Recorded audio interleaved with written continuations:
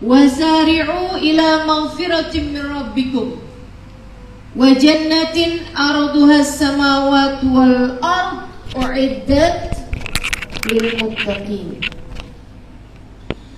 Wasari'u, dan bersegeralah kalian, ila maghfiratin min rabbikum, kepada ampunan dari Tuhanmu,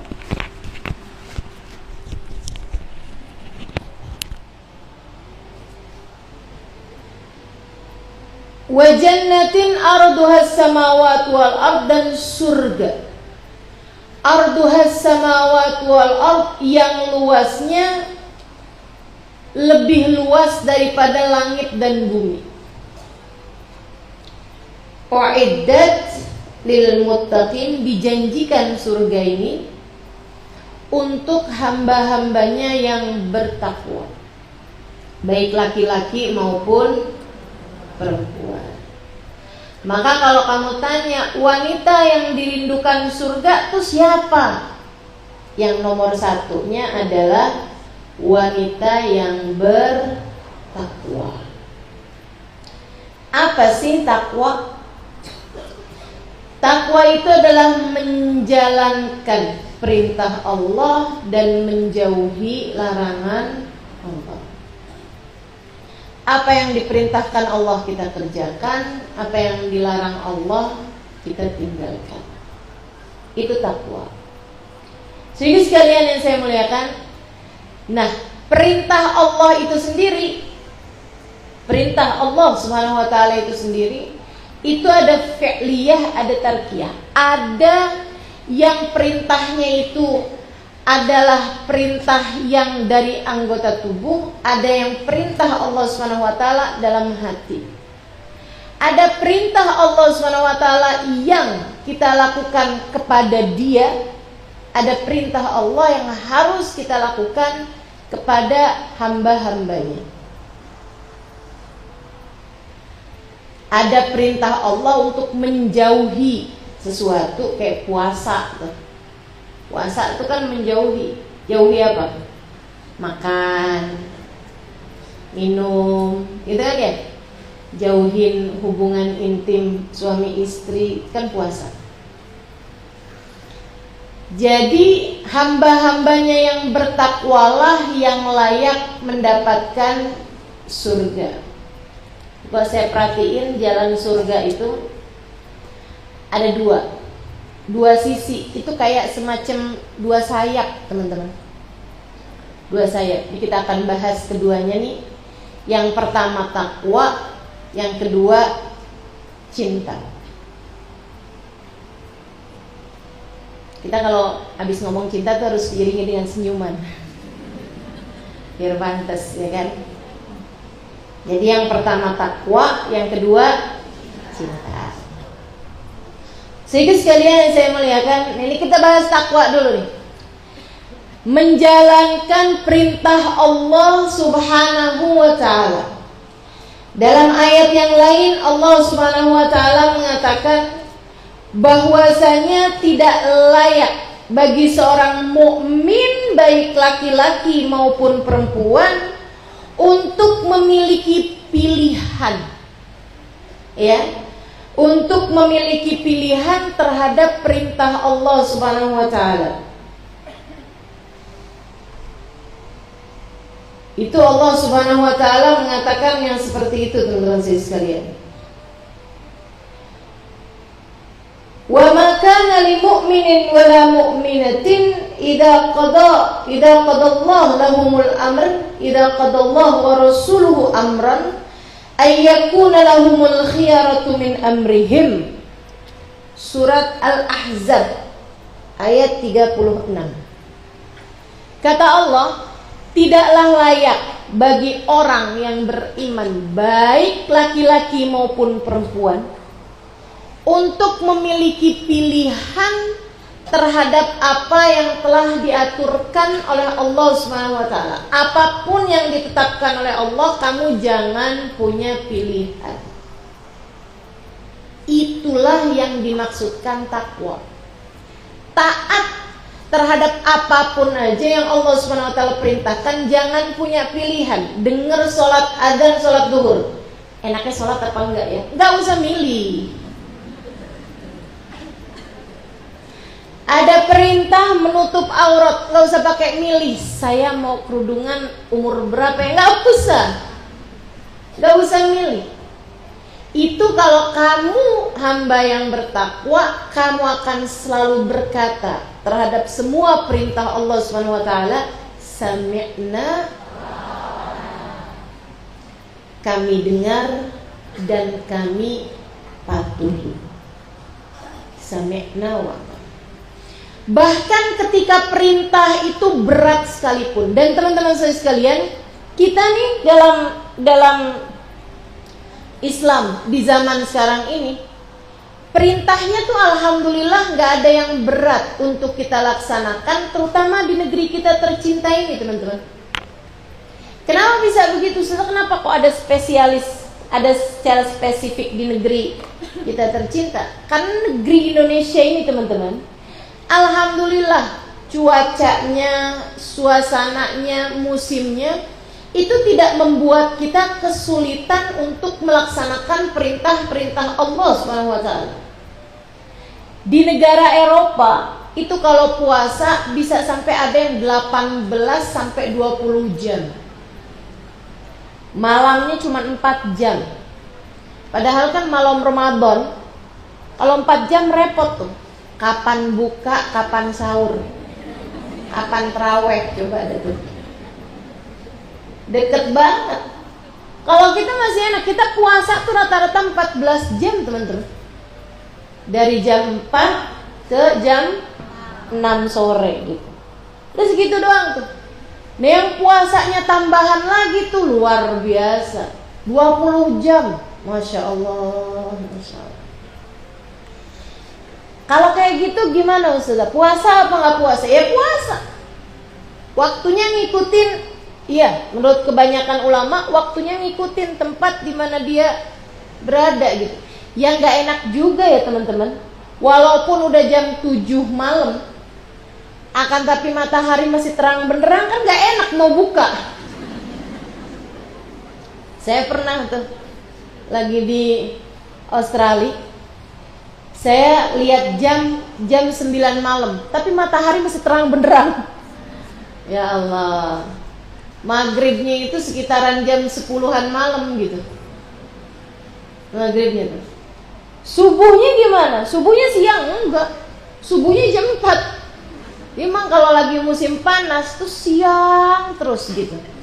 Siangnya lama. Nah kalau pas jatuh lagi bulan Ramadan, ya Allah, enak bener tuh. Puasanya panjang. Sebagai seorang mukmin, sami'na. Ibu sekalian yang saya muliakan, teman-teman saya di Amerika, mau saya sekolahnya di mana sih? Saya sekolah di kampung. Di kampung namanya Tarim. Kampung sekali teman-teman itu. Tapi kampungnya di negeri Arab, jadi agak kerenan dikit lah ya.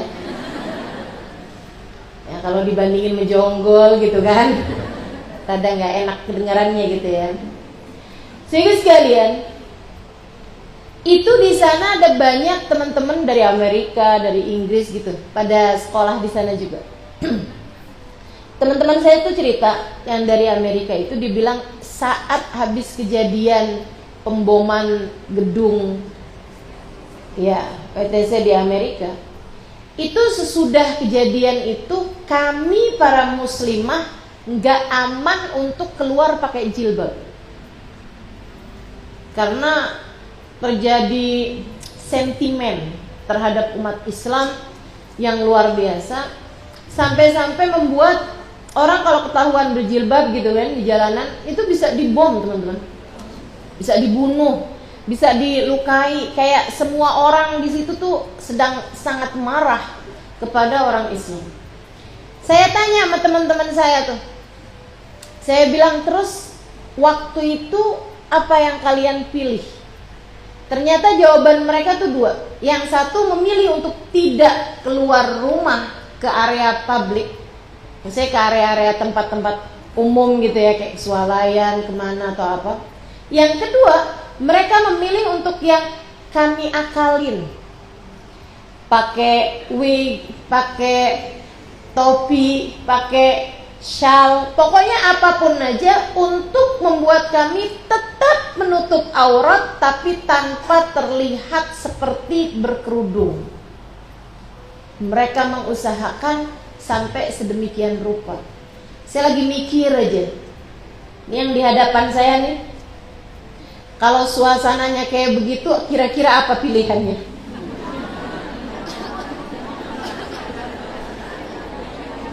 Maaf ya, saya mesti tanya seperti itu pada dirimu. Silahkan jawab masing-masing dalam hatimu. Sebab ternyata ada loh orang yang kalau di Jakarta hadir pengajian kerudungannya tumpuk-tumpuk, baru jalan ke Bali doang kerudungannya hilang kemana tahu, nyangkut di bandara kayaknya. Ada. Apalagi kalau udah jalannya rada jauhan ke Eropa, waduh luar biasa. Yang asalnya gamis, abaya gitu kan, tahu tuh hilang kemana tuh, ganti pakai jeans yang ada robekannya. Ada tuh tingkahnya yang kayak begitu modelnya. Ada, saya tahu. Masya Allah. Teman-teman ibu sekalian yang saya muliakan, nah itu teman-teman kita yang ada di sana tuh di masa-masa sulit sekalipun tetap berusaha untuk sami'na wa ata'na. Sebab yang namanya taat ini bukan pilihan. Kenapa Ustazah taat bukan pilihan? Karena kamu gak akan tahan jika ditinggal oleh Allah. Maka jangan pernah tinggal Allah.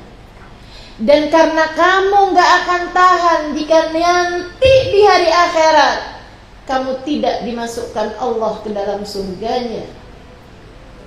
Dan karena kamu tidak akan pernah tahan jika nanti di hari akhirat kamu dimasukkan Allah dalam kelompok orang-orang yang tidak meraih rahmatnya, bahkan mungkin dimasukkannya ke dalam api neraka. Karenanya Imam Ghazali dalam kitabnya Ayyuhal Walad, beliau mengatakan, i'mal linnar bigadri sabrik 'alaiha. Kamu silakan berbuat buat neraka seukuran kesabaran kamu di dalamnya.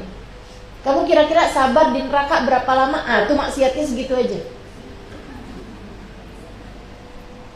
Sementara siapa di antara kita yang sabar terhadap neraka, teman-teman?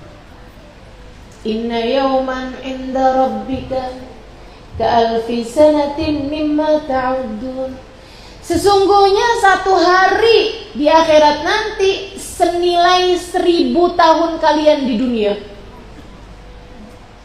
Artinya kalau kamu mangkal di neraka, transit di neraka, gitu ya, setengah hari aja sama dengan 500 tahun.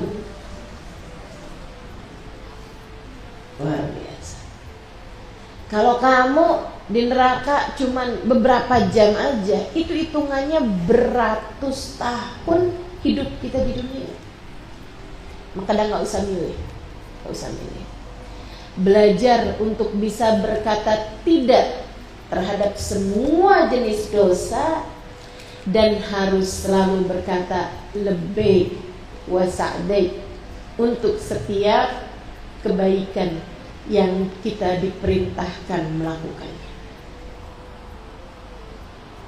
Untuk setiap kebaikan yang kita diperintahkan melakukannya. Datang waktu sholat, marhaban bil qaili adlan, marhaban bisolati ahlan wa marhaban. Selamat datang wahai panggilan salat. Selamat datang wahai penyeru dalam kebaikan. Gitu. Kita kerjakan ketaatan. Karena teman-teman sekalian, meskipun ketaatan itu adalah perintah, pada akhirnya ketaatan itu adalah sebuah karunia dan hadiah yang Allah berikan kepada calon-calon penghuni surga. Ibadah tuh emang awalnya kayak beban gitu, tapi kok terus dikerjakan, apalagi hatinya dibaikkan, pikirannya dijernihkan, lama-lama jadi sebagai sebuah kewajiban untuk kemudian naik menjadi sebagai sebuah hiburan dalam kehidupan, hingga akhirnya kemudian naik menjadi sebuah hobi yang akan selalu dia usahakan melakukannya. Itu ketaatan. Awalnya beban. Maka anak-anak tuh kalau disuruh sholat, banyak yang, coba diinget-inget nih, pernah apa enggak dulu zaman kecil, kalau disuruh sholat kan, suka kadang-kadang kalau ditanyain gitu, udah sholat? Udah. Terus cepet-cepetan gitu kan, gelar sejadah. Jadi pas orang tua buka pintu, ada sejadah di situ. Ada yang pernah kayak gitu? Saya enggak sekali. Masya Allah. Teman-teman sekalian, itu anak kecil sholat masih yang kayak begitu gitu kan, karena jadi beban. Sholat terutama kalau dia adalah orang yang hanya sibuk memperhatikan perkara luar, akan tetapi tidak sibuk memakmurkan hatinya, sholat akan terus-terusan jadi beban dalam kehidupannya. Kata Allah dalam Al-Quran mengenai orang-orang munafik, alladzina idza qamu ila sholati qamu kusala. Orang-orang munafik itu orang-orang yang kalau menuju kepada sholat, mereka menujunya dalam keadaan berat. Kamu termasuk yang mana? Yang kalau dengar suara azan, alhamdulillah, udah datang duhur, datang asar lagi, alhamdulillah, udah datang asar, mau sholat lagi. Atau kamu yang udah duhur aja ya,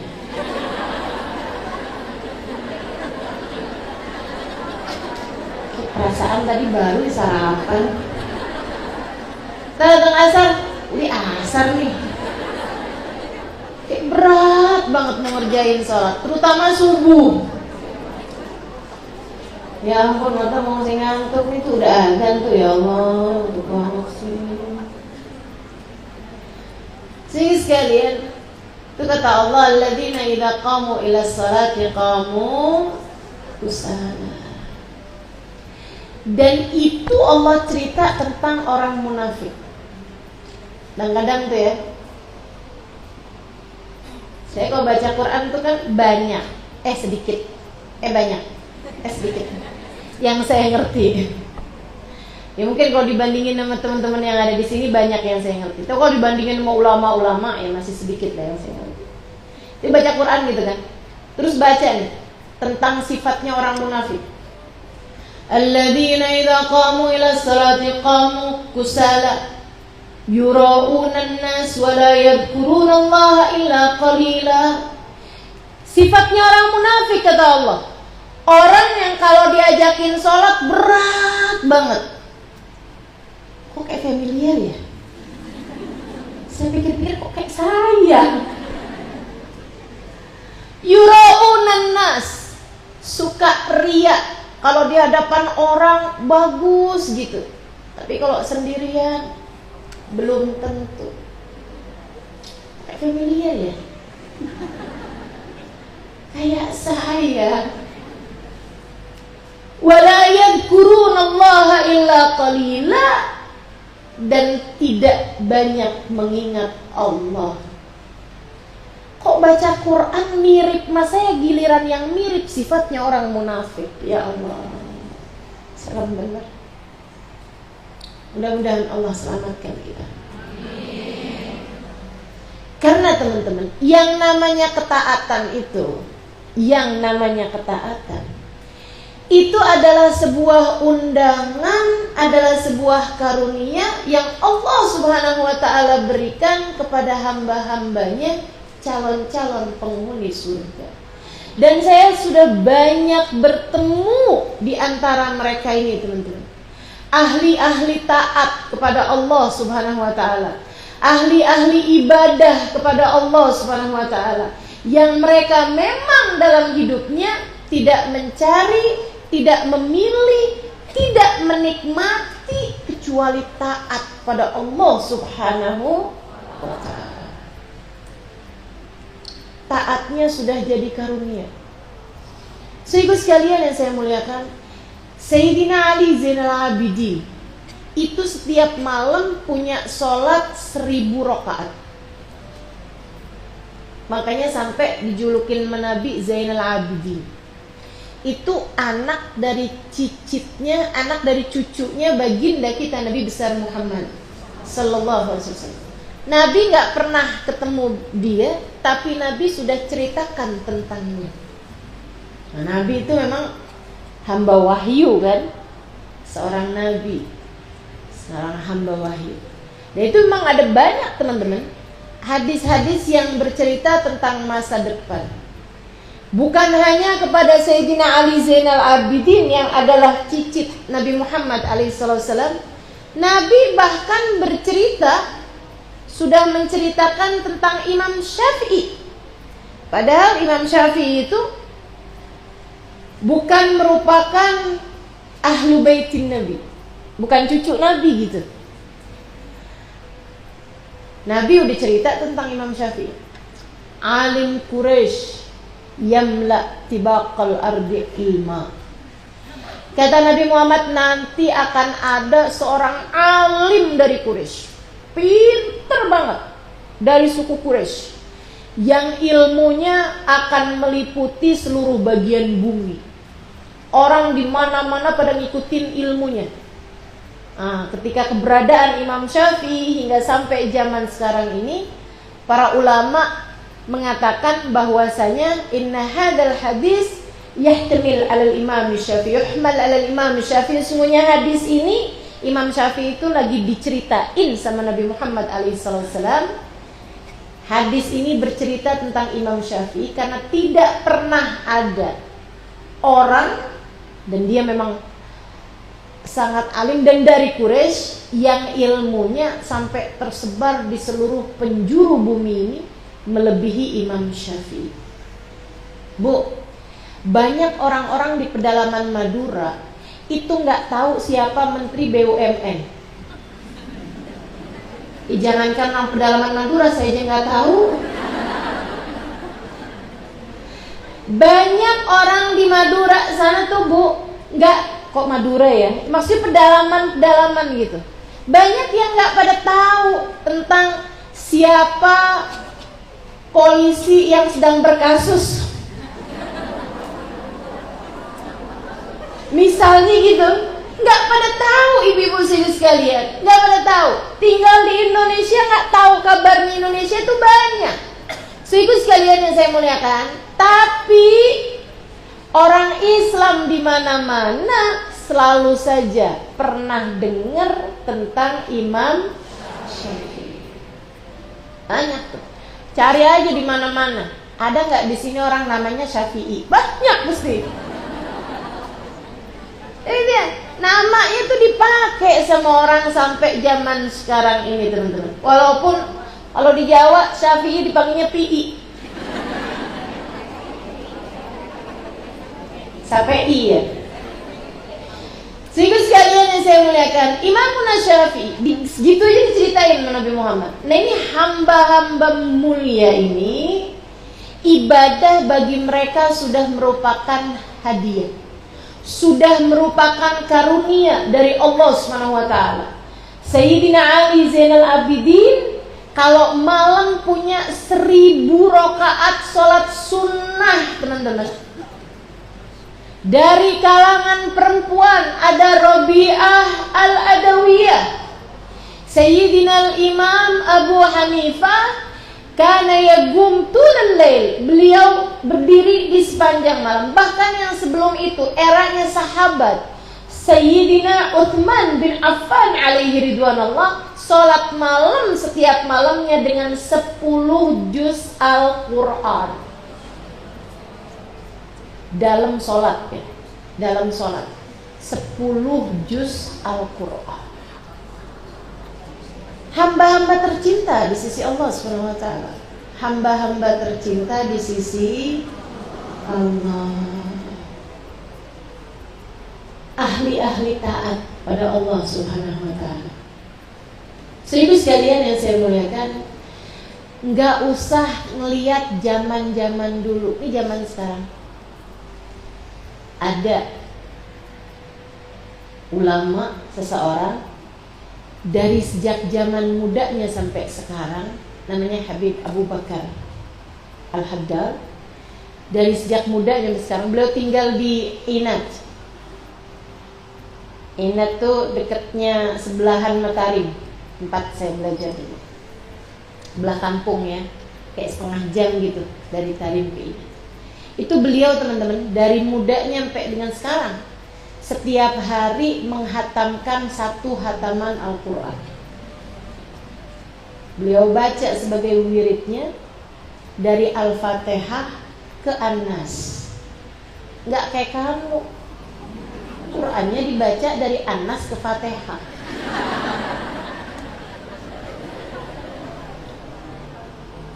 Sehingga sekalian yang saya muliakan, hamba-hamba taat pada Allah Subhanahu wa taala. Saya mendampingi, saya pernah diajak jalan oleh istri guru saya, yaitu Hubabah Maryam Tilhim Muhammad bin Abdul Al-Haddad, bersama dengan suami beliau, seorang ulama terkemuka, Habib Zain bin Smith, penulis kitab At-Taqrirat As-Sadidah, Hadis Jibril, dan lain-lain sebagainya.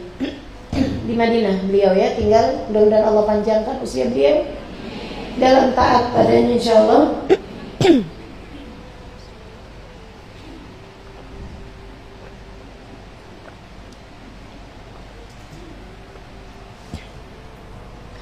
Berapa waktu yang lalu saya ada jumpa sama putri beliau. Saya datang berkunjung ke rumah beliau di Madinah,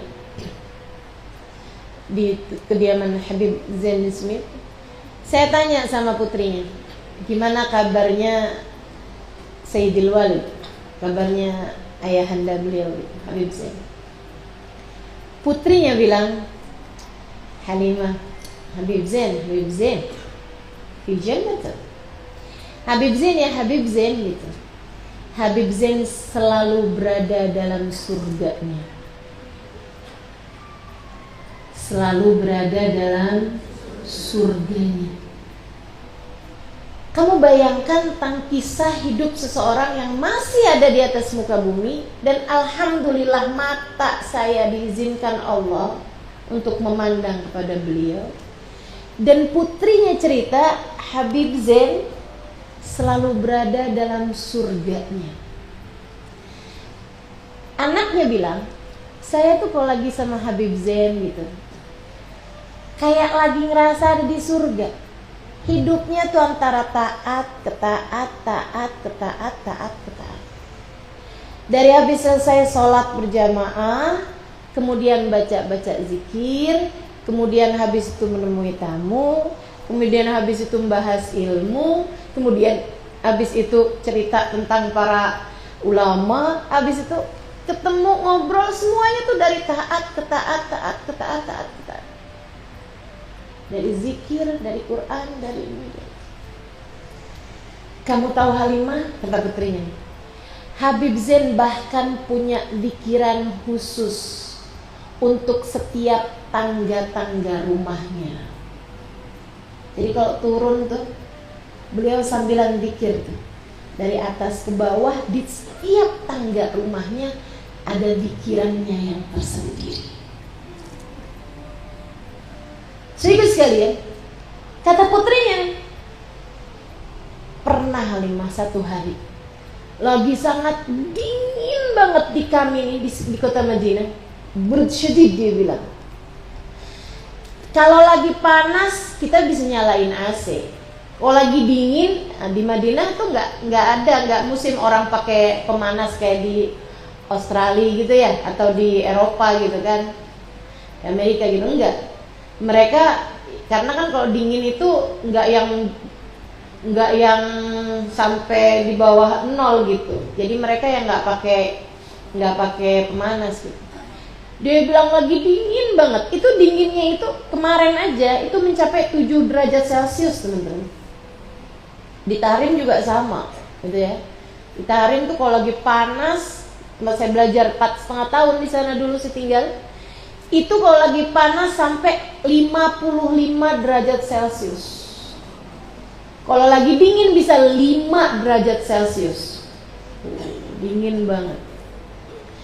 Teman-teman saya sekalian, kata putrinya, saya Lima pernah dingin banget.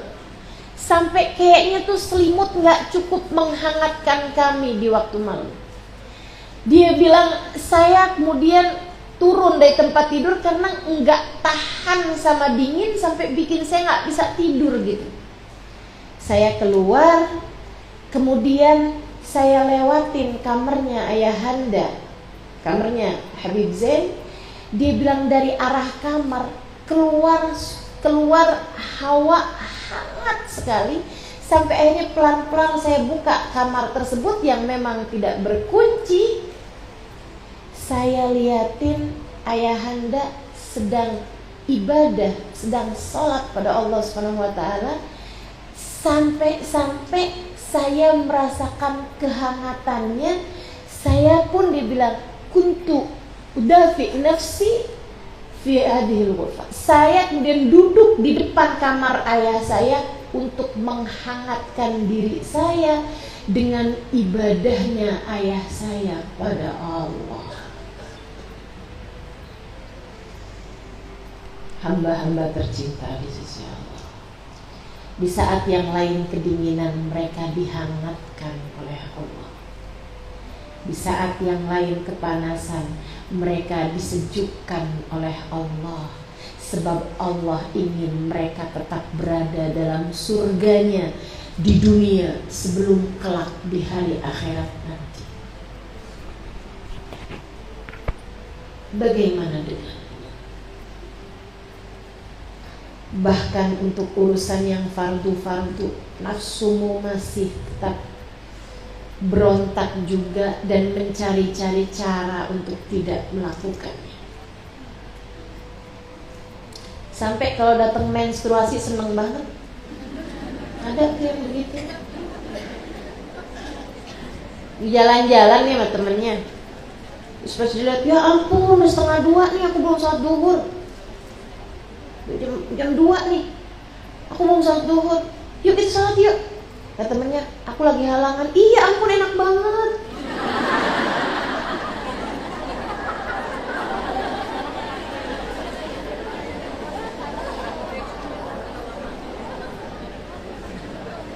Ada yang begitu, ada. Di sini banyak yang kayak gitu.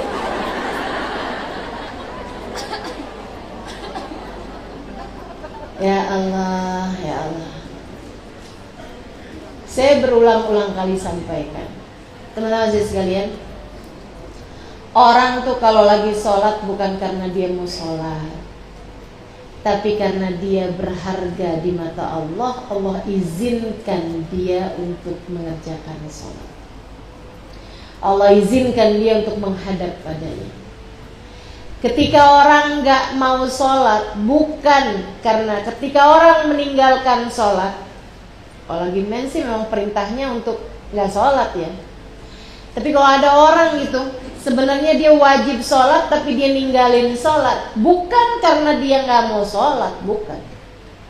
Akan tetapi karena dia tidak lagi berharga di mata Allah, sehingga Allah tidak izinkan lagi dia untuk menghadap padanya.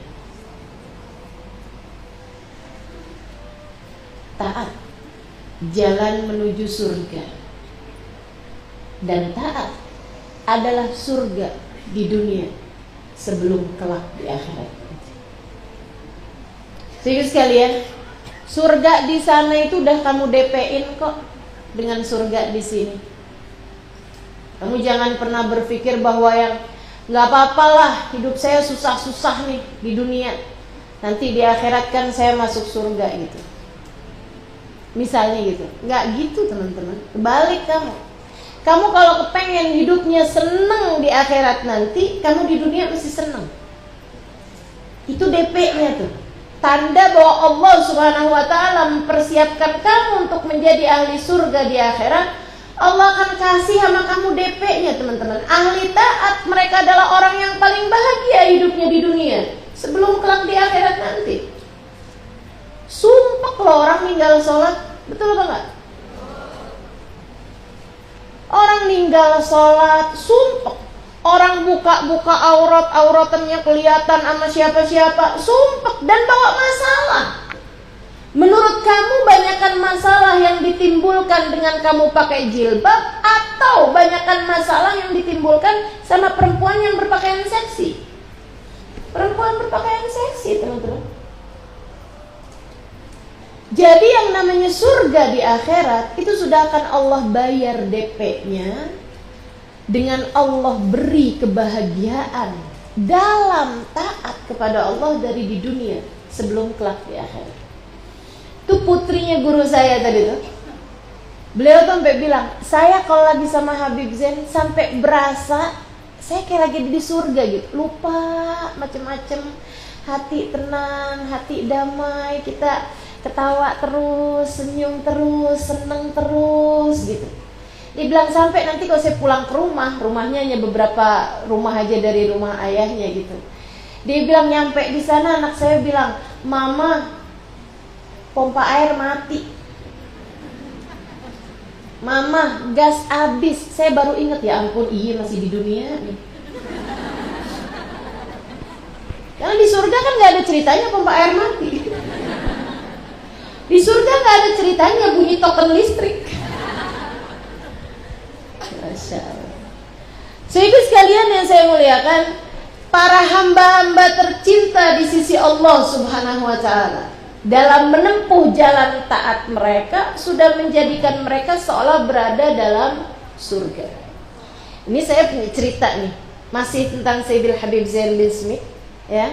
Yang tadi saya mau ceritain tuh. Saya pernah mendampingi beliau untuk berziarah di kota Tarim, Hadramaut, Yaman. Jadi beliau dari Madinah, satu waktu beliau datang berkunjung ke Tarim.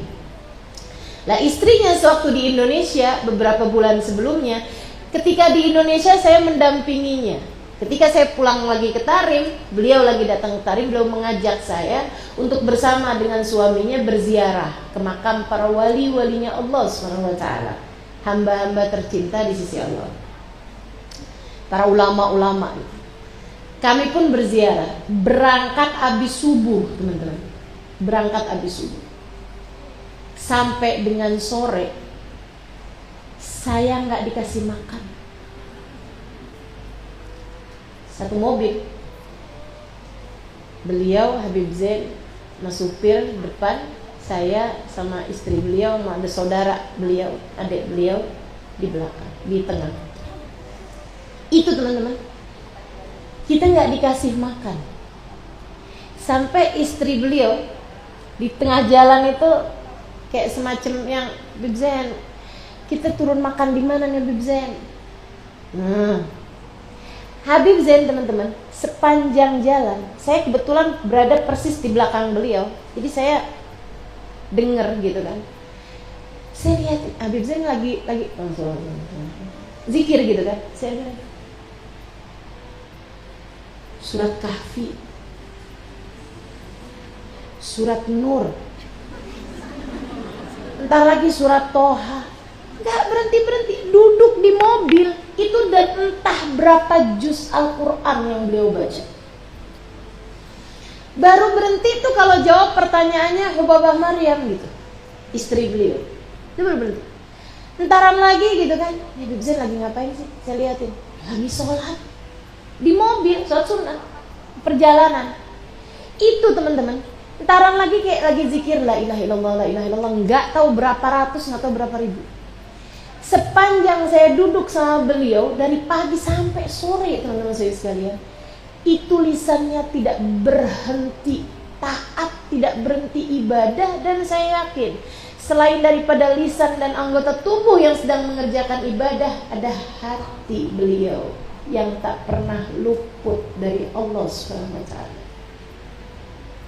hati yang menghadap kepada Allah, hati yang mengerjakan taat kepada Allah SWT.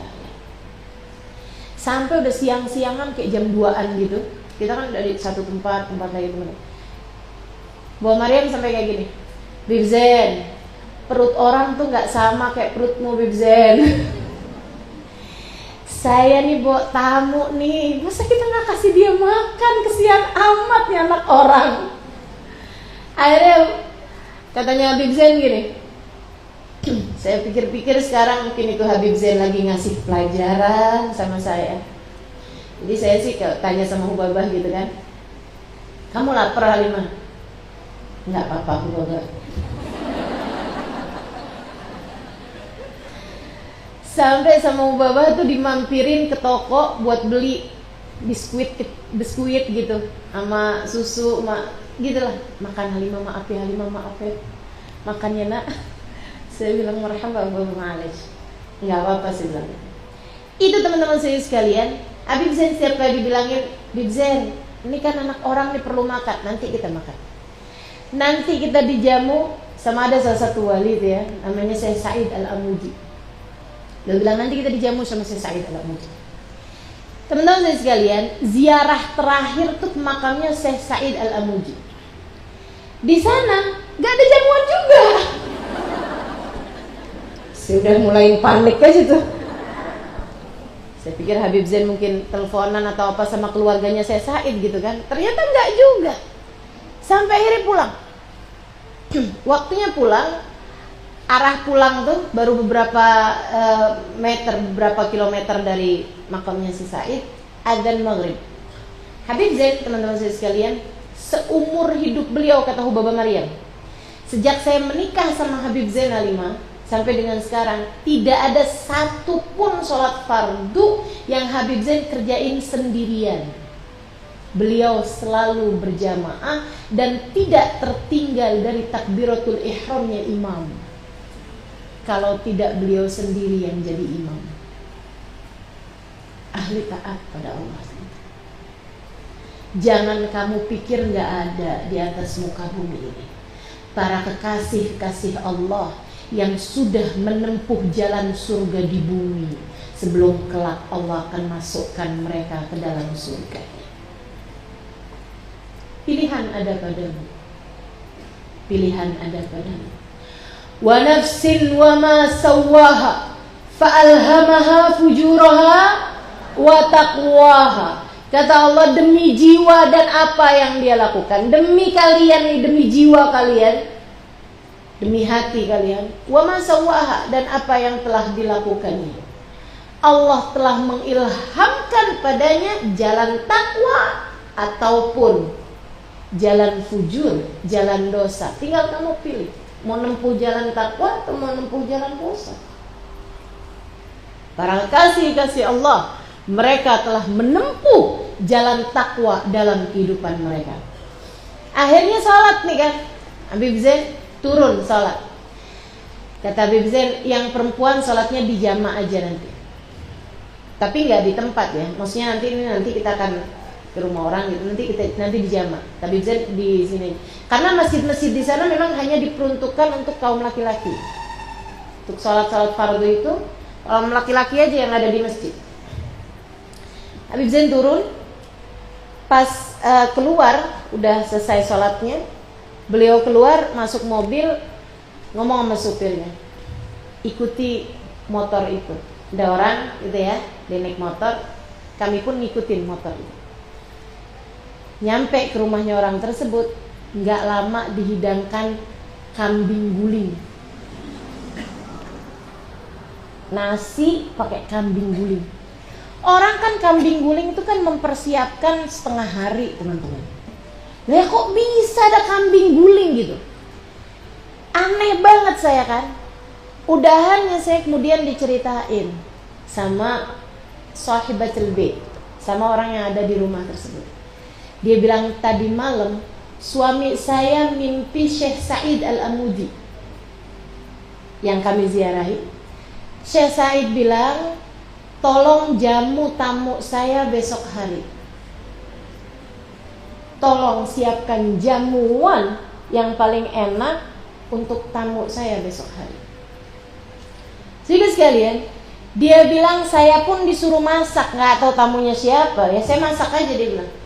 Saya masak seharian. Suami saya udah nungguin di masjid dari mulai duhur, nggak ada orang lain. Asar, nggak ada orang lain. Sampai saat maghrib ketika ngelihat Habib Zain masuk ke dalam masjid, taulah dia, ini dia tamu yang dimaksud sama Syekh Said Al-Amudi. Beliau habis selesai sholat datengin, kemudian langsung bilang, "Ta'alu indana, silahkan datang ke rumah kami sudah menyiapkan jamuan untukmu." Itu yang Habib Zain bilang, tiap kali saya dimintain makan sama Mbak Maryam, nanti kita dijamu sama Syekh Said Al-Amudi. Urusannya bukan lagi urusan dunia, teman-teman. Urusannya fima bainahu wa bainallah, antara mereka sama Allah Subhanahu wa ta'ala. Mereka sudah ada di surga sebelum surga nantinya. Dan lihatlah kita di sini masih jatuh bangun dalam jalan taat pada Allah Ta'ala. Dan lihatlah kita di sini masih merangkak-rangkak mendekati Allah Subhanahu wa ta'ala. Masih sesaat terbawa sama bujuk rayu setan, sesaat terbawa sama keinginan hawa nafsu, sesaat terbawa sama keinginan-keinginan dunia, hingga membuat kita lagi-lagi jatuh ke dalam lubang-lubang dosa. Saatnya untuk segera berbalik arah. Saatnya untuk segera memantaskan langkah. Saatnya untuk segera mendekat kepada Allah Subhanahu wa ta'ala, menempuh jalan taat untuk membuat kita hidup dalam keadaan selamat dari dunia hingga akhirat. A'udzu billahi minasyaitonir rajim. Alam ya'ni lil ladzina amanu an takhsha'a qulubuhum li dzikrillahi wa ma nazala minal haqq. Alam ya'ni lil ladzina amanu, bukankah sudah datang waktunya bagi orang-orang yang beriman untuk khusyuk hati mereka mengingat Allah? Mau sampai kapan, kata Allah, kalian lupa kepada Allah? Mau sampai kapan? Mau sampai kapan kalian terus-terusan berada dalam jalan dosa yang membuat hidup kalian ketakutan terus-terusan? Mau sampai kapan kalian menempuh jalan salah yang membuat kalian senantiasa galau gelisah? Kamu pikir apa sebab kesusahanmu di dunia kalau bukan dosa, teman-teman? Andai kita selalu memilih jalan taat sebagai pilihan dalam kehidupan kita, niscaya Allah Subhanahu wa ta'ala akan selalu memberikan kepada kita rahmat dan kasih sayangnya, menjadikan hati kita selalu dalam keadaan tenang dan bahagia. Surga sebelum surga. Tempuhlah jalan taat, jadilah wanita yang dirindukan oleh surga. Jadi surga itu ada DP-nya, dan DP-nya itu dibayar dari sekarang, teman-teman. Dari sekarang. Kalau kamu susah mulu hidupnya, ya ampun, jangan-jangan DP neraka nih.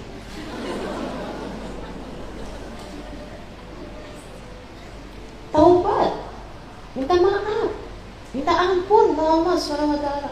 Minta maaf sama orang-orang yang pernah kamu zalimi. Saudara sekalian, sebab yang namanya rahmat itu ada. Makanya ada doa, Allahumma adzikna barda afwik wa halawata munajatik. Ya Allah, rasakanlah kepada kami ademnya ampunanmu. Rasakan kepada kami kelezatan munajat kepadamu. Kalau kamu ngerasa hidup kamu kok hatimu panas terus gitu, hatimu galau terus, gelisah terus, ketakutan terus, ya itu namanya kamu perlu ampunan. Kenapa perlu ampunan? Kebanyakan dosa. Raihlah ampunan Allah, taubatlah kepada Allah. Nanti lama-lama tuh kegelisahanmu hilang, lama-lama ketakutanmu berkurang, lama-lama galaumu mulai berkurang terus seperti itu, sampai lama-lama kamu ngerasain iya nih hati mulai adem gitu. Mudah-mudahan Allah dekatkan kita dengan jalan taat padanya, insya Allah. Ya Rabbal Alamin. Gitu. Jadi taat pada Allah ini jalan yang pertama.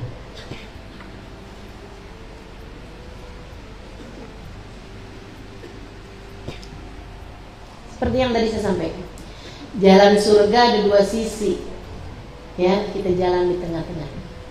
Jalan taat sama yang keduanya jalan cinta.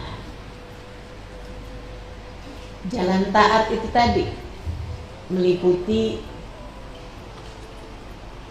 taat kepada Allah, juga taat kepada, maksudnya gini, taat yang langsung antara kita sama Allah, sama taat yang diperintahkan Allah untuk kita lakukan kepada orang-orang di sekeliling kita. Ya, bagian dari melaksanakan taat kepada Allah adalah menjadi anak yang berbakti pada orang tua. Bagian dari melaksanakan taat kepada Allah adalah menjadi istri yang salehah. Bagian dari taat kepada Allah Subhanahu wa taala adalah berbuat baik kepada hamba-hamba Allah Subhanahu wa taala. Bagian dari taat kepada Allah Subhanahu wa taala adalah dengan tidak menyakiti siapapun dari hamba Allah Subhanahu wa taala. Bagian dari taat kepada Allah adalah memaafkan ketika ada yang berbuat salah kepada kita. Dan itu sifatnya taat-taat hati, teman-teman. Dan taat hati itu nilainya lebih tinggi seringkali daripada taatnya badan. Nah, taatnya badan itu semua orang hampir bisa melakukannya. Tapi taatnya hati nggak semua orang mampu melakukannya, kecuali hamba-hamba yang Allah telah jadikan hatinya memiliki cinta kepada Allah Subhanahu wa ta'ala. Yuk belajar buat jalanin taat kepada Allah Subhanahu wa ta'ala dalam semua sisi-sisinya, insya Allah. Yang kedua nih, yang sebelah sini, sisi sininya adalah jalan cinta. Siapa yang harus kita cintai? Yang nomor satu adalah Allah Subhanahu wa ta'ala. Ahibbullah lima yaghdukum bihi min ni'amih. Kata Nabi Muhammad alaihissalam, cintai Allah. Cintai Allah, karena Allah telah menganugerahkan kepadamu berbagai kenikmatan. Cintai Allah, dialah pemberi segalanya. Kamu kalau dibaikin terus sama orang, tiap hari dia ngasih gitu. Kamu punya suami yang baik banget, tiap hari ngasih, nggak mungkin kamu nggak cinta. Andai dia mukanya nggak jelas sekalipun.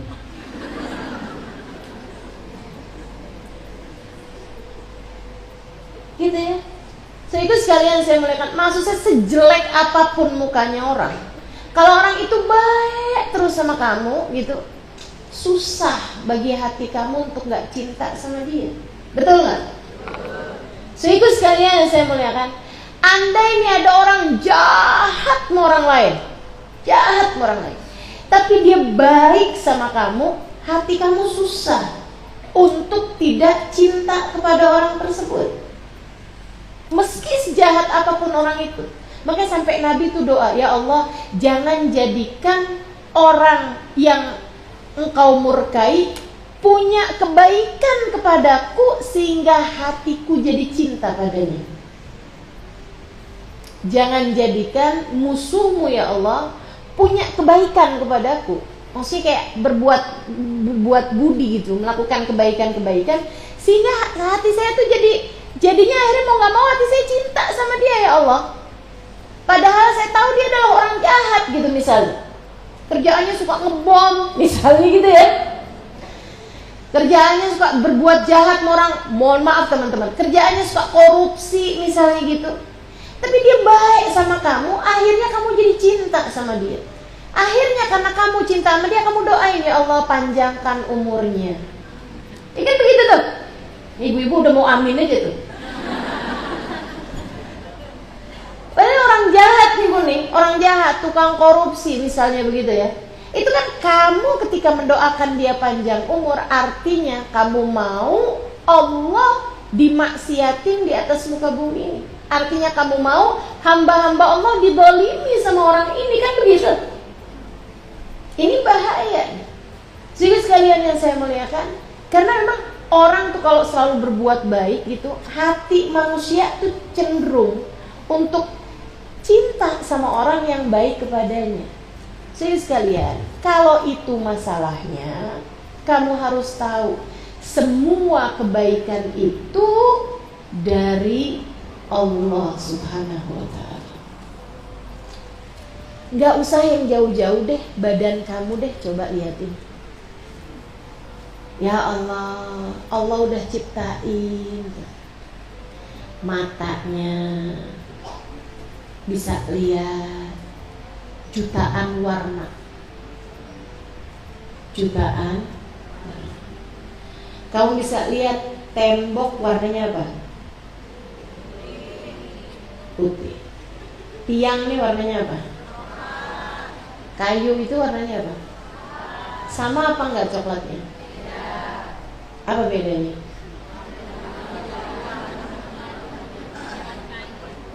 Teman-teman saya sekalian, itu yang di layar itu kan ada gambar masjidnya tuh. Warnanya apa? Coklat juga kan? Kuning. Saya lihat itu coklat ya. Saya sekalian coklat juga tuh kan, seenggaknya di mata saya. Tapi apa bedanya? Sama nggak sama coklatnya yang pintu sama coklatnya yang tiang? Beda. Apa bedanya?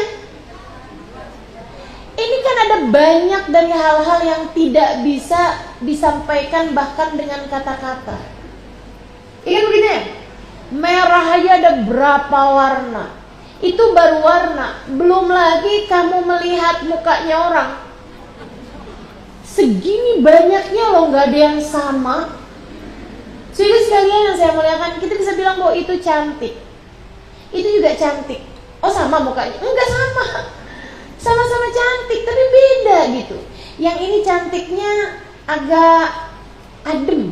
Yang ini, maksudnya ngelihatnya itu kayak tenang gitu. Yang ini cantik tapi kalau main sinetron nih pemeran arogan nih kayaknya.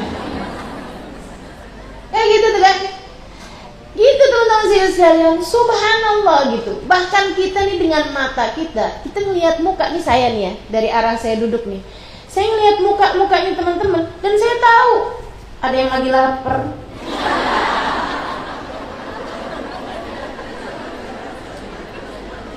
dan saya tahu ada yang lagi ngantuk.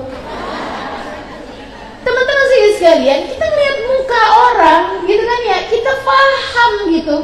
Mukanya lagi kenapa, ada yang lagi sedih, ada yang lagi kepikiran apa, dan ada yang lagi gak konsentrasi. Itu tuh kelihatan teman-teman sekalian dari mata kita gitu kan. Kita lihat mukanya orang kan kita tahu, nah ampun nak, kenapa kamu sedih?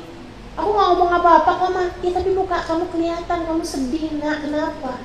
Kita bisa tahu anak kita lagi sedih hanya dengan melihat mukanya. Betapa sangat ajaibnya mata yang telah Allah Subhanahu wa ta'ala ciptakan untukmu itu.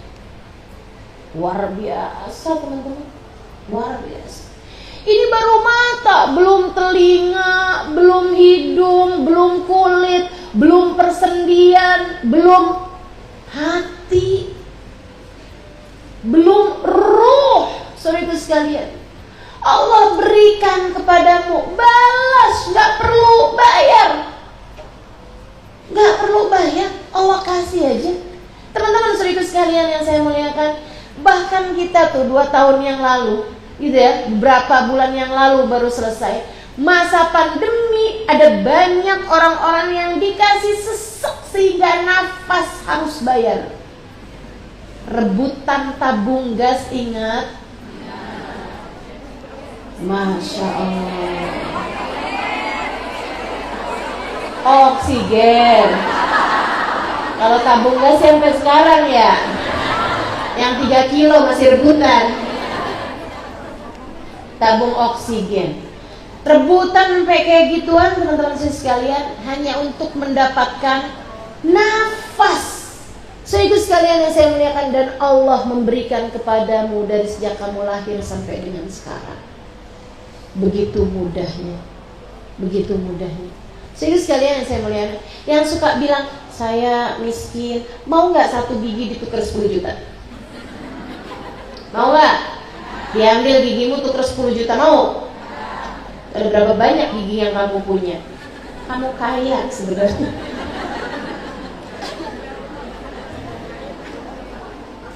Masya Allah. Ahibbullah bima yaghdukum bihi min ni'amih.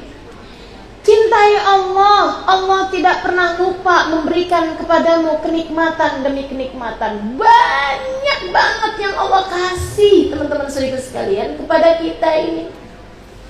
Apalagi kalau melihat gitu kan, ada bencana alam segitu dahsyatnya, orang-orang pada mati, potong kaki, potong tangan, ada yang pada luka-luka, ada yang ketimbun sama reruntuhan gitu. Dan kamu sampai dengan saat ini masih berada dalam keadaan nyaman, masih enak makan, enak tidur gitu. Kurang apa Allah sama kamu, teman-teman? Kurang apa Allah sama kamu? Betapa banyaknya anugerah yang telah Allah SWT berikan selama ini kepada dirimu itu. Makanya kalau kamu pikir-pikirin nih, kalau saya pikir-pikirin, Allah tuh gak pernah kurang-kurang sama kita. Kalau ada yang kurang, rasa syukur kita kepadanya. Betul? Betul? Cuman masalahnya kita nih, dikasih kenikmatan segini banyak, lupa syukurnya. Giliran dikasih ujian, dikasih sakit dikit, dikasih gak enak dikit, ya Allah, kenapa harus saya? Kenapa saya diuji sakit ini ya Allah? Kenapa saya diberi sepedih ini ya Allah? Apa salah saya, apa dosa saya? Itu kalau malaikat bisa nyaut, ya banyak.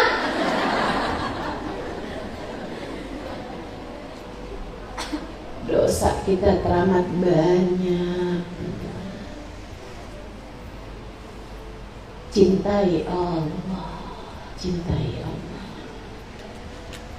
cintai Allah. Kalau saya ditanya, Ustazah, nikmat apa yang paling besar yang Allah berikan kepada kita? Nikmatnya diakui sebagai hambanya Allah. Emang kita diakui nggak, Ustazah? Silahkan tanya pada dirimu sendiri. Kamu mengakui nggak Allah sebagai Tuhanmu? Ngakuin nggak, Ustazah? Artinya kamu telah diakui sebagai hambanya. Dan itu menurut saya kenikmatan yang paling tinggi yang Allah berikan kepada kita selama hidup di dunia ini.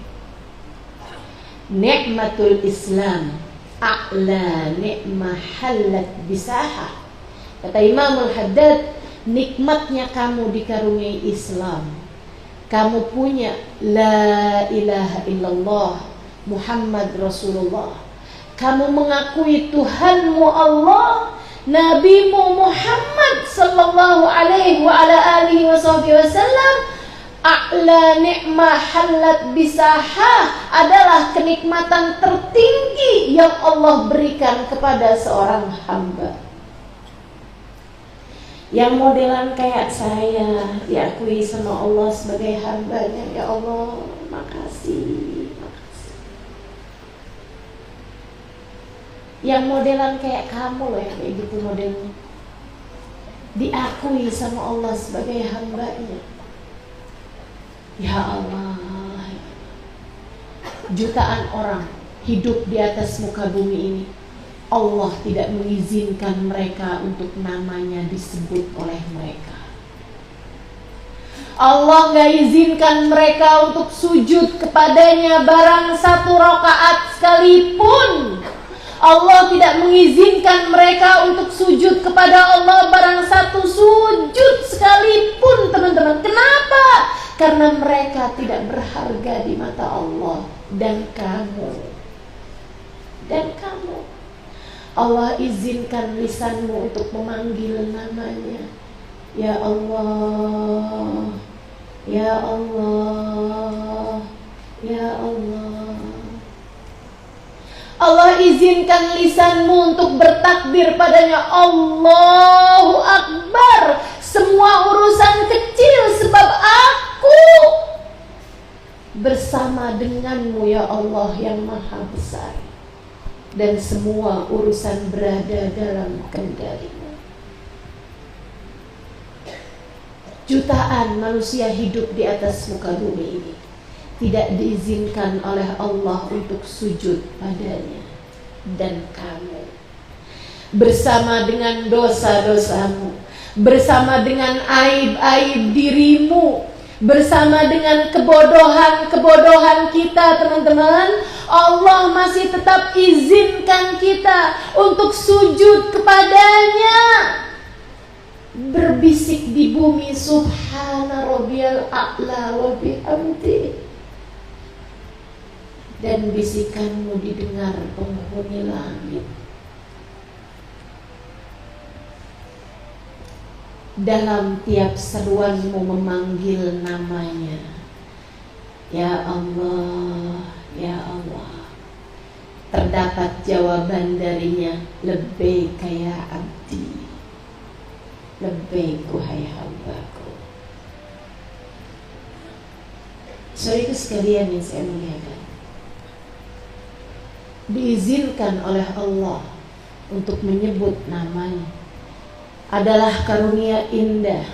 Sebab dia berkata, dia berfirman, A'udzu billahi minasyaitonir rajim, fadhkuruni azkurkum. Itu menurut saya ayat paling romantis gak sih? Romantis banget. Kata Allah nih sama kita nih, sebutlah namaku, aku akan sebut namamu. Kalau Allah nyuruh kita sebut namanya, teman-teman, itu emang pantasnya. Kita sebut nama Allah kan emang pantas banget. Allah Tuhan kita kok, gimana kita panggil-panggil? Gimana gak kita sebut-sebut namanya? Maka kita sebut-sebut nama dia, ya Allah, ya Allah, ya Allah. Kita sebut-sebut namanya, Subhanallah, Subhanallah. Kita sebut-sebut namanya, Alhamdulillah, Alhamdulillah. Kita sebut-sebut namanya, Allahu Akbar, Astaghfirullah, la haula wa la quwata illa billah. Allahumma salli ala Sayyidina Muhammad. Paling ajaib nih sholawat nih. Kita sebut nama Allah, kemudian sebut nama kekasih. Teman-teman saya sekalian yang saya muliakan, kita sebut nama Allah, ya emang semestinya Allah disebut. Tapi yang romantis adalah firman Allah, Azkurkum, aku akan menyebut namamu. Dan kalau sampai nama kita disebut sama Allah dalam keriduannya, dalam rahmatnya, maka hatimu akan dibahagiakan olehnya. Kalau namamu disebut olehnya, dia akan mencukupimu, dia akan menjagamu, dia akan menyelamatkanmu. Dia akan merahmatimu tanpa jeda, tanpa sela. Saudariku sekalian yang saya muliakan, jika Allah menyebut namamu dengan cintanya, maka bersiap-siaplah untuk saat ajal datang menjemputmu dan dia kemudian berkata, irji'i ila rabbiki radiyatan maradiyah. Kembalilah wahai hambaku, aku cinta padamu, kamu cinta padaku. Dan ketika Allah mencintaimu, teman-teman, tak ada artinya selain daripada itu. Tak ada artinya transferan yang terkadang bertambah, terkadang berkurang. Tak ada artinya saldo di rekeningmu itu. Jika Allah mencintaimu, mencukupimu, teman-teman saudaraku sekalian, tak ada artinya sedikit sakit yang terkadang kamu rasakan di atas muka bumi. Tak ada artinya kamu sesekali dibicarakan buruk oleh orang lain. Tak ada artinya, sebab pemilik semesta memandangmu dengan cinta. Tak ada artinya ketika suamimu melirik perempuan lain. Saya kok masih beda ya Ustazah? Berarti cintamu kepadanya belum seberapa. Serius Ustazah? Serius saya. Tapi gak usah khawatir, teman-teman. Orang tuh kalau dicinta sama Allah, ini saya kasih tahu ya, orang kalau dicinta sama Allah, Allah akan turunkan cinta di hati hamba-hambanya yang mulia. Allah akan turunkan cinta di hati hamba-hambanya yang memiliki peran terhadap orang tersebut. Artinya, seseorang kalau dicinta sama Allah, orang tuanya akan cinta padanya, suaminya akan cinta padanya, anak-anaknya akan cinta padanya, mau atau tidak mau. Pasti gitu. Pasti suaminya akan cinta sama dia gitu. Gak bisa nolak, teman-teman. Rasa cintanya tuh sesuatu yang kuat banget Allah taruh dalam hatinya. Jadi ngelihat perempuan kayak gimana, dia gak bisa cinta. Dia gak bisa cinta. Andai dia kawin lagi sama perempuan lain sekalipun, hatinya tetap gak bisa cinta sama tuh perempuan. Cintanya tetap sama seorang perempuan yang hatinya dicinta oleh Allah Subhanahu wa ta'ala. Tapi kalau kamu mau kendalikan hati suamimu, pakai apa kamu mau kerjain? Kamu nih, jika penting bagimu rasa cinta suamimu kepadamu, kamu mau mengusahakannya pakai apa? Coba saya tanya, mau pakai apa? Operasi plastik Ustazah? Cobain. Kamu pikir suami kamu naksir perempuan lain karena dia lebih cantik? Enggak, teman-teman. Survei membuktikan. Seringkali perempuan yang suaminya bahkan meninggalkan istrinya karena perempuan yang lain tidak lebih cantik daripada yang pertama. Udah yang nyaut, betul. Pengalaman pribadi, Bu. Ya Allah, kayak lagi ngejek-ngejek hati kita gitu. Gak gitu caramu hambaku, gak gitu caramu. Jika menurut kamu penting perasaan suamimu padaku, kamu harus tahu perasaannya berada dalam kendaliku, hatinya berada dalam kendaliku. Itu sebabnya, keren banget nih. Itu sebabnya kenapa Nabi Muhammad berkata tentang istrinya Khadijah, Nabi bilang ruziktu hubbaha. Aku diberi Allah karunia cinta kepada Khadijah. Aku dirizkikan Allah, diberi oleh Allah SWT. nggak bisa menghindar. Diberi sama Allah, taruh sama Allah. Cinta kepada Khadijah yang membuat Nabi Muhammad bahkan udah punya istri. Nabi Muhammad sudah meninggalnya Sayyidah Khadijah, teman-teman. Seperti yang diriwayatkan Sayyidah Aisyah, "Maghirtu ala ahadin min nisa'in Nabi sallallahu alaihi wasallam." Saya nggak pernah cemburu sama istri-istrinya Nabi Muhammad sallallahu alaihi wasallam yang ada. Yang saya cemburuin malah yang sudah meninggal dunia. Sayyidah Khadijah, "Ma min yawm illa wa dzakara Nabi sallallahu alaihi wasallam ismaha." Tidak ada satu hari berlalu melainkan Nabi menyebut-nyebut terus namanya. Ketemu makanan ini pernah saya makan sama Khadijah. Ketemu orang, dia adalah kawan Khadijah. Bagi-bagi makanan, Nabi potong kambing, bagi-bagi dagingnya gitu. Tuh, kirimin buat si itu. Siapa dia? Rasul, temannya Khadijah. Kirimin sama itu. Siapa dia? Rasul, kerabatnya Khadijah. Sampai kata Sayyidah Aisyah, Khadijah, ila mata dzakarta isma hadzal ajuz? Wahai Rasul, Khadijah mulu, sampai kapan dah sebut-sebut nama Khadijah?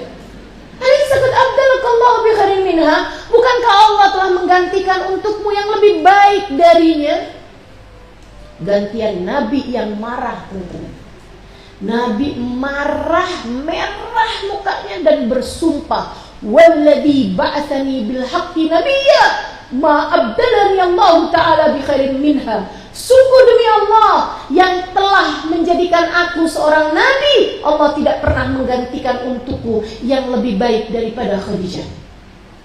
Innaha amanat bi hina kafara biyan nas. Dia adalah perempuan yang beriman padaku di saat belum ada sesiapapun beriman. Aqatni min maliha hina haramani nas. Memberikan kepadaku hartanya, berkorban untukku di saat belum ada sesiapapun melakukannya. Warzaqani minhal aulad duna ghairiha. Dan Allah anugerahkan untukku anak-anak dari rahimnya, bukan dari perempuan lainnya. Saudaraku sekalian yang saya muliakan, cinta yang Allah anugerahkan di hati seorang laki-laki kepada istrinya, karena istrinya dicinta dan mencintai Allah Subhanahu wa taala, adalah merupakan cinta yang tidak bisa dia tolak. Maka cinta ditolak jangan dukun bertindak. Ya kan? Cinta ditolak deketi Allah Subhanahu wa taala. Dialah sang pembolak balik hati. Cintai Allah, cintai Allah. Kamu nih, misalnya gitu, ada seorang perempuan, biar suami saya cinta sama saya mau deketin Allah aja, saya mau cintai Allah aja. Deketin Allah terus saja, dicintai Allah gitu kan. Terus dia latih hatinya, dia latih pikirannya sampai dia cinta sama Allah.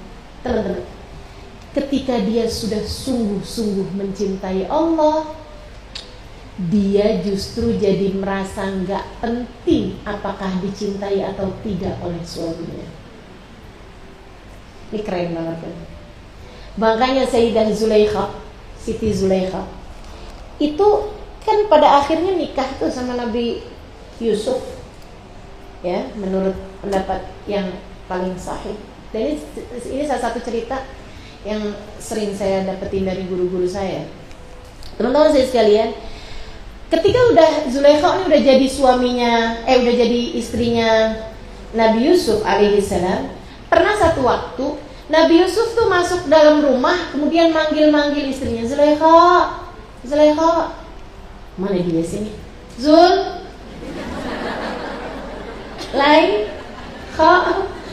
dilihat gitu kan, ruang tamu nggak ada, dapur nggak ada, dibuka kamar, Zulaikha lagi ibadah pada Allah, lagi zikir, dinikmat gitu.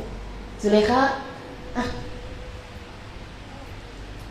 Yusuf udah datang, gitu kan? Saya manggil kamu dari tadi. Maaf, saya nggak dengar Yusuf.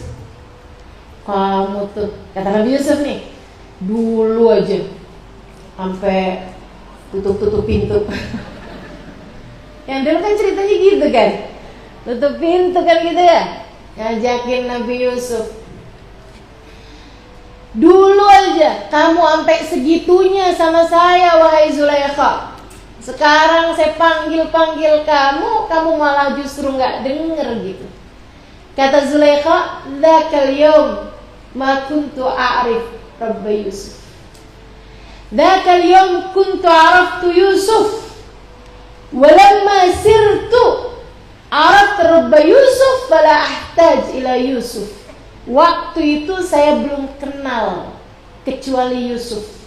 Sesudah aku tahu Tuhannya Yusuf, aku tidak lagi memerlukan kepada Yusuf. Aku tak lagi terpesona pada Yusuf sesudah aku kenal Tuhannya Yusuf.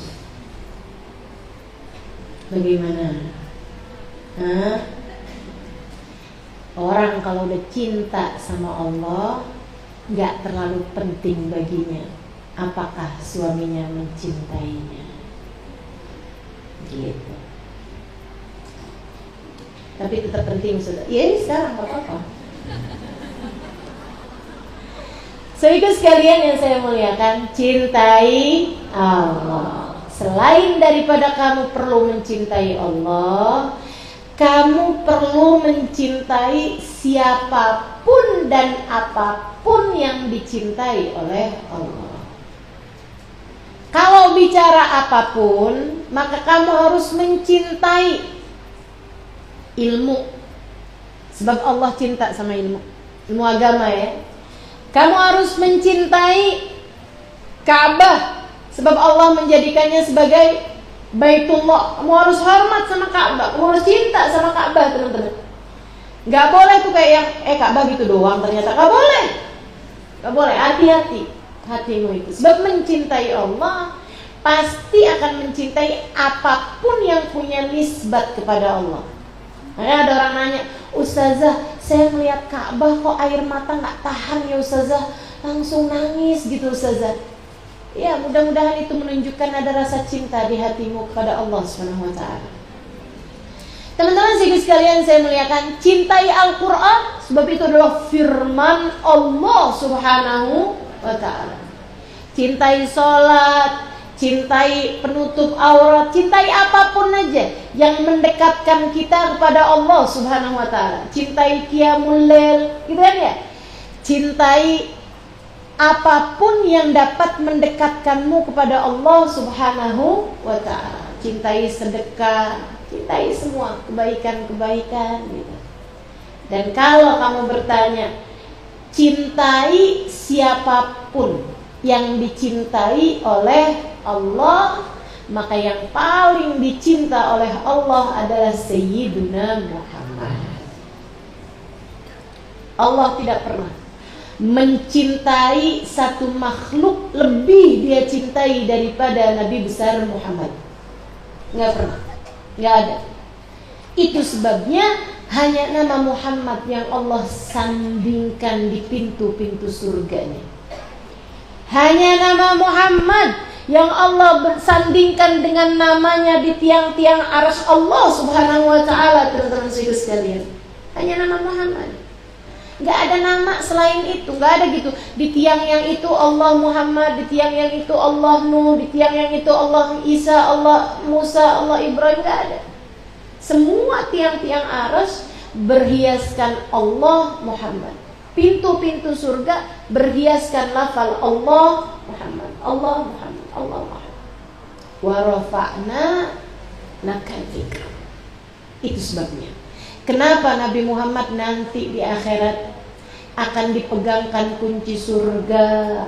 Nabi-nabi yang sesudah Nabi Muhammad hanya akan berada di belakang Nabi Muhammad sallallahu alaihi wasallam, karena memang Allah tidak pernah mencintai satu makhluk, satu hamba yang lebih dia cintai daripada Sayyiduna Muhammad. Cinta kepada Allah adalah cinta juga kepada Nabi besar Muhammad. Ini kalau ada orang gitu, kita mau apa-apa langsung ke Allah aja, gak usah pakai sholawatan. Ngapain sih orang tuh berlebih-lebihan sama Nabi Muhammad? Kita tuh cintanya sama Allah aja, gak usah sama Nabi Muhammad. Ya kamu keliru. Itu menunjukkan bahwa hatimu justru kurang cintanya sama Allah. Sebab mencintai Allah berarti mencintai siapapun dan apapun yang dicintai Allah. Wa fi muqaddimihim, juaranya dicinta sama Allah adalah Sayyiduna Muhammad. Cintai Nabi Muhammad sebisamu mencintai seseorang. Bu, ibu aja cinta nih sama anak ibu nih, pasti ibu akan cinta juga sama teman-temannya yang baik-baik sama dia. Kan begitu? Ibu akan cinta sama guru yang sayang sama anak ibu. Ibu akan sebel sama guru yang suka jahatin anak ibu, yang suka ngomong yang gak enak tentang anak ibu sebel. Betul banget? Padahal guru loh, dia ngajar loh. Segitunya aja kalau misalnya dia nggak baik gitu sama anak kita, nggak sayang sama anak kita nggak demen gitu. Demikian pula dengan Allah SWT. Allah akan mencintai hamba-hambanya yang mencintai Sayyiduna Muhammad. Allah akan cinta. Apalagi kita umatnya, teman-teman. Syahadatmu tidak diterima Allah jika hanya satu sisi asyhadu an la ilaha illallah tanpa wa asyhadu anna Muhammad Rasulullah. Kamu gak akan masuk ke daerah cintanya Allah kecuali jika kamu melewati Nabi Muhammad. Sayyidina Syekh Abdul Qadir Al-Jailani mengatakan, dawartu masyarikal ardi maghariba, tuftu masyarikal ardi maghariba. Aku berkeliling dari bumi ini, dari barat ke timur. Fama wajadtu baban ilallah ghaira sayyidina Muhammad. Aku tidak mendapati ada pintu yang bisa menyampaikan kita kepada Allah selain melalui pintunya Nabi Muhammad. Ya, belajar cinta sama Nabi. Belajar cinta sama Nabi. Ustazah, gimana caranya biar saya punya rasa cinta sama Nabi? Kamu nanya begitu, gimana caranya? Teman-teman, yang saya rasakan paling ngaruh buat bisa punya rasa cinta sama Nabi adalah hadir di majelis para pecinta. Cobain, hadir di majelis para pecinta. Duduk di majelis seseorang yang punya cinta kepada Nabi Muhammad. Saya, teman-teman, belajar lama sejarah Nabi, belajar dari kitab-kitab besar-besar. Tapi yang saya rasakan, tidak ada yang bisa menaikkan tingkat cinta lebih daripada saya duduk hadir di majelis orang yang punya cinta kepada Nabi besar Muhammad. Ketika ada seseorang menceritakan tentang Nabi Muhammad, menyampaikan tentang Nabi Muhammad, sesuatu yang keluar dari hatinya yang kenal cinta sama Nabi Muhammad, cinta itu akan mengalir kepada yang mendengarnya. Cinta itu tidak bisa diberikan, ia hanya bisa ditularkan. Tularin cinta itu. Deh, kamu datang, kamu ketularan deh. Gitu. Kamu ketularan. Gitu, teman-teman. Mudah-mudahan kita selalu didekatkan dengan para pecinta-pecinta, insyaallah.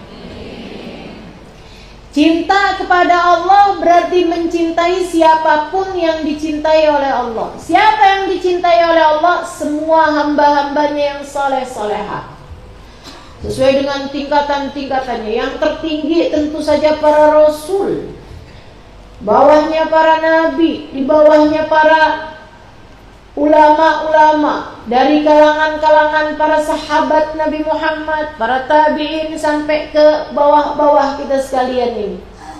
Mereka adalah orang-orang tercinta di sisi Allah. Kita pun perlu mencintai mereka.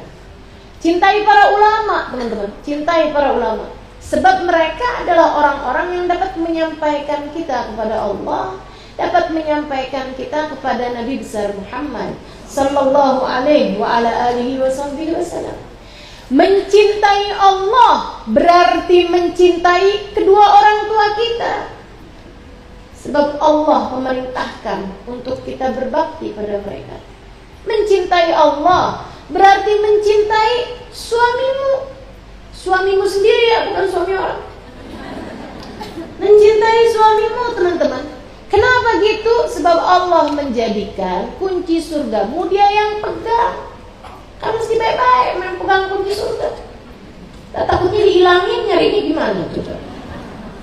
Ya buang ntar kunci surganya, kamu nyari di mana? Saudaraku sekalian yang saya muliakan, mencintai Allah berarti mencintai anak-anakmu, sebab mereka adalah hambanya Allah yang telah dititipkan kepadamu. Mencintai Allah adalah mencintai saudara-saudarimu, kakak adikmu, sebagai orang-orang yang telah Allah SWT jadikan sebagai rahim, sebagai kerabat bagimu. Kalau bukan kita yang sayang sama saudara-saudara kita, siapa lagi? Yang lebih pantas mencintai saudaranya kan ya saudaranya gitu. Betul gak? Teman-teman sekalian saya muliakan, mencintai Allah berarti mencintai anak-anak yatim. Mencintai Allah berarti mencintai kaum fuqara dan masakin. Mencintai Allah SWT pada akhirnya adalah mencintai setiap umat Islam. Dan bahkan mencintai Allah pada akhirnya adalah mencintai semua makhluknya Allah Subhanahu wa ta'ala, bahkan binatang sekalipun. Mencintai Allah berarti mencintai apapun yang diciptakan oleh Allah.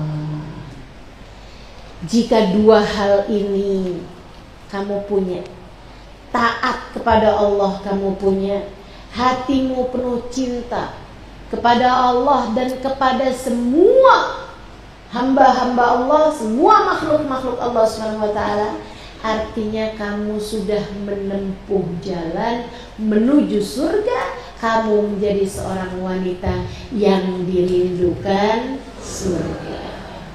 Mudah-mudahan bisa diamalkan. Wassallallahu ala sayyidina Muhammadin wa ala alihi wa sahbihi wa sallam bifadli subhana rabbika rabbil izzati amma yasifun wa salamun alal mursalin walhamdulillahi rabbil alamin wa ila hadratin Nabi Muhammad sallallahu alaihi wasallam. Al-Fatihah.